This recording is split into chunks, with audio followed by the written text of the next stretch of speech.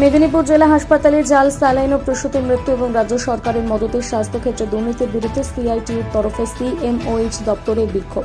এদিন নদিয়ার কৃষ্ণনগরের সিএমওএইচ দপ্তরের সামনে একাধিক দাবি ও মেদিনীপুর হাসপাতাল কাণ্ড সহ হাসপাতালের থ্রেড কালচার, দুর্নীতি এবং দালাল রাজ বন্ধ করার দাবিতে সিআইটিইউ কর্মী সমর্থকরা হাতে প্লাকার্ড ফেস্টুন নিয়ে বিক্ষোভ দেখান এবং ডেপুটেশন জমা দেন। তারা জানান, যতদিন এই ঘটনা রাজ্য জুড়ে চলবে ততদিন তাদের আন্দোলন তারা চালিয়ে যাবে।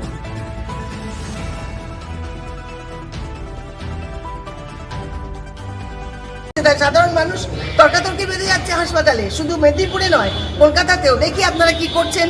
না না না, আপনাদের তো আর বিশ্বাস করে এই যে জায়গাটা এসে যাচ্ছে, তাহলে তারা কি ভরসায় রুগী আমাদের কাছে দেবে, আর আমরাই বা কি ভরসায় সব কি দেখিয়ে নেবো। এই দেখুন, এই অ্যাম্পেল আমি এখন দিচ্ছি আপনার পেশেন্টকে, এরকম ভাবে কি আদৌ পরিষেবাটা হয়?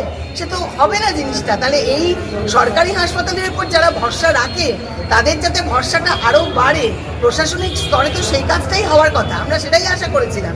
কাজে এই ঘটনাটা অত্যন্ত দুর্ভাগ্যজনক বলেই আমরা মনে করি এবং আন্দোলনকে আমরা সর্বতভাবে সমর্থন করি, পাশে আছি এবং থাকবো। ইউনিটি ভাস্বতী মুখার্জি।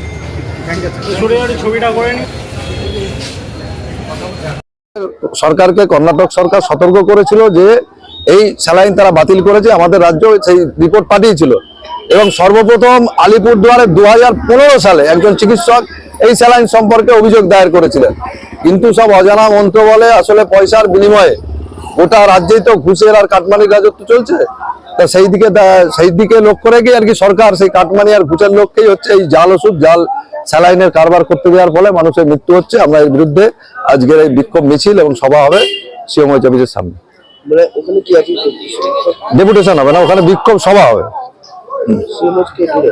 সিএমওএইচকে ঘিরে। যেহেতু আমাদের জেলাতেও দেখলাম আমরা যখন এই মৃত্যু হওয়ার পরও মেদিনীপুরে, তারপর আমরা দেখেছি রানাঘাট 73 মহকুমা হাসপাতালে এই স্যালাইন তারপরেও ব্যবহার হয়েছে, বিভিন্ন পত্রপত্রিকায় তার ছবি সহ প্রকাশ হয়েছে এবং আমাদের জেলাতেও স্বাস্থ্যক্ষেত্রে একাধিক দুর্নীতির বিষয় আমাদের নজরে এসেছে। সব দিয়েই সিএমওএইচ দপ্তরের সামনে বিক্ষোভ হবে। সুমিত চাকি ফর লোকাল। আপনি ইসকোর যে আধুনিকরণের যে কাজ চালু হবে, আমরা যে শুনছি 35,000 30,000 কোটি টাকার, তো আমাদের স্থানীয় যে বেকার যুবক যুবতীরা তারা কি চাইবেন? এই বাড়ির সামনে যে আধুনিকরণ হবে এত বড় স্টিল প্ল্যান্টে, নিম্নতম কিছু তো একটা নিজের যোগ্যতা অনুযায়ী কাজ পাওয়ার। আপনি আজকে দেখেছেন ভিলাই হোক, রৌরকেলা হোক বা অন্য স্টেটের যে স্টিল প্ল্যান্ট বা অন্য বড় বড় যে কারখানাগুলো আছে, আমাদের বেঙ্গলের থেকে লোকরা কি ওখানে কাজে যায় বা তারা নেয়?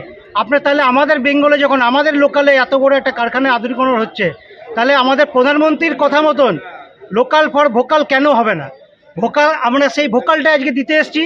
আজকে এখানে সেফটি আমরা বন্ধ করেছি এই কারণেই যে আমরা লোকালের জন্য ভোকাল করছি। আমরা বেকার যুবক যুবতী যারা আমাদের স্থানীয়, তাদের যোগ্যতা অনুযায়ী তাদেরকে কাজ দিন। তারপর যদি কোনো কাজ, যদি আপনাদের কোনো রিক্রুটমেন্ট বাকি থাকে, তাহলে আপনারা বাইরের থেকে ডিমান্ড করতে পারেন।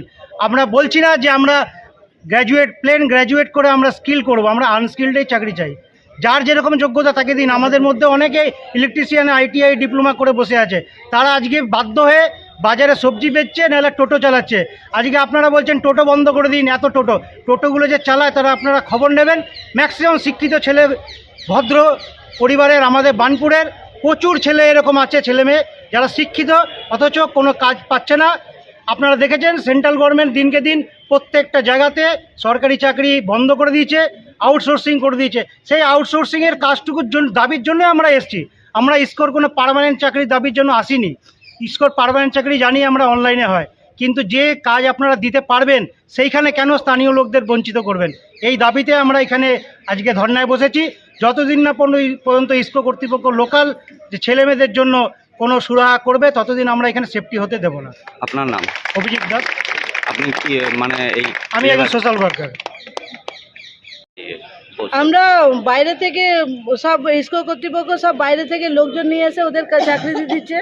আমাদের লেবাররা, মানে আমাদের ছেলেমেয়েরা কোনো চাকরি পাচ্ছে না। তারপরে মেন হচ্ছে আমাদের যারা আউটসোর্সিংয়ে কাজ করে তাদের পেমেন্ট তো একদমই কাটা। সব ইসকো কোম্পানি থেকে আমাদের ইসকো সবচেয়ে কম পেমেন্ট দেয়। তারপরে আমাদের তো ঘর দুয়ারও দেয় না, আমাদেরকে বাইরে বিচ্ছেদ করে দিচ্ছে।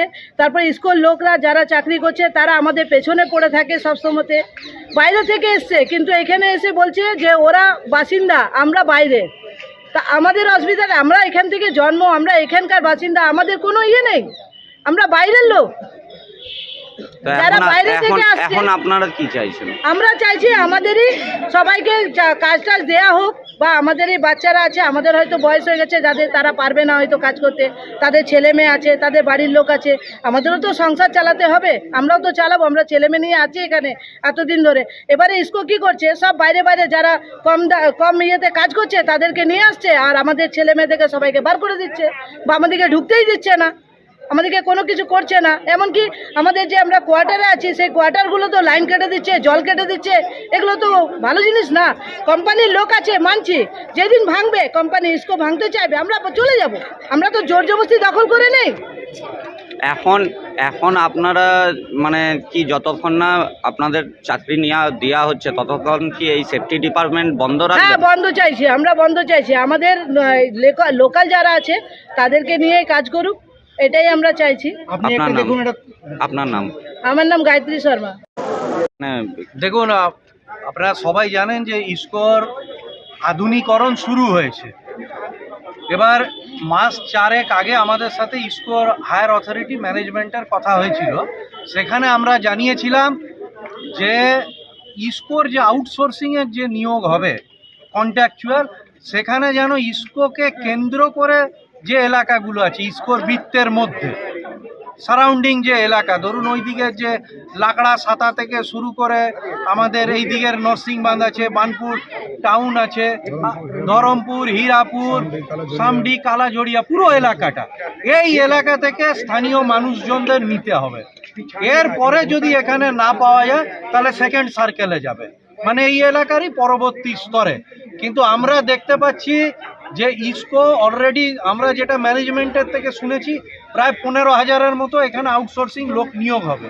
এর মধ্যে প্রায় 1,000 এরা সেফটি করিয়ে নিয়েছে, এবং এই সেফটির বড় অংশটাই আছে বিহার, ইউপি, উড়িষ্যা, ঝাড়খণ্ড, নর্থ ইস্টের স্টেট থেকেও আছে, এবং আমাদের আশেপাশের পার্শ্ববর্তী এলাকা থেকেও আছে।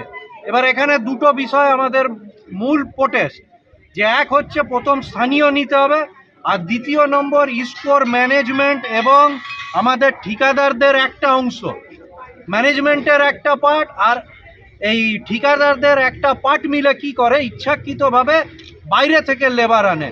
কারণ ইসকোর কন্ট্রাকচুয়াল লেবাররা সবচেয়ে কম মাইনে পায় আলাদা জায়গায়, প্রায় 5 থেকে 6,000 টাকা কম পায়। আমাদের দাবি হচ্ছে ইসকো ম্যানেজমেন্টের কাছে যে ঠিকাদারদের সাথে কথা বলে আপনারা এটা এনশিওর করুন যে তারাও যেন বাকি স্টিল প্ল্যান্টের আউটসোর্সিংরা যা 17, 18, 19, 20,000 টাকা অবধি মাইনে পায়, এখানে 10 থেকে 12,000 পায়, সেটা যেন না পায়।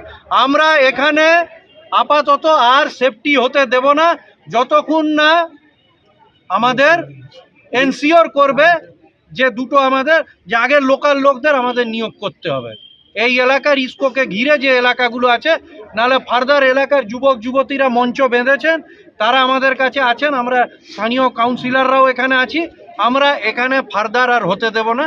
আর লোকাল যারা এখানে আছে তাদের কোনো আপত্তি নেই, তাদের আমরা পরবর্তীকালে বলবো ইসকোকে যে আমাদের সাথে বসবে, তাদের সেফটি হবে, কিন্তু আগে নিয়োগ নিশ্চিত করতে হবে আমাদের এই ইসকোকে ঘিরে আমাদের যে এলাকাগুলো আছে সেখানকার, এবং এদিকে যে অত্যন্ত কম মাইনে দেওয়া হয় 10-12,000, সেটাকে ন্যায্য, যেটা সেলের ওয়েজ বোর্ডে আছে বা অন্যান্য আশেপাশে দেখবেন, দুর্গাপুর, এসপি, বোকারো আমাদের পাশে, এখান থেকে তারা 5-7 হাজার টাকা করে বেশি পায়।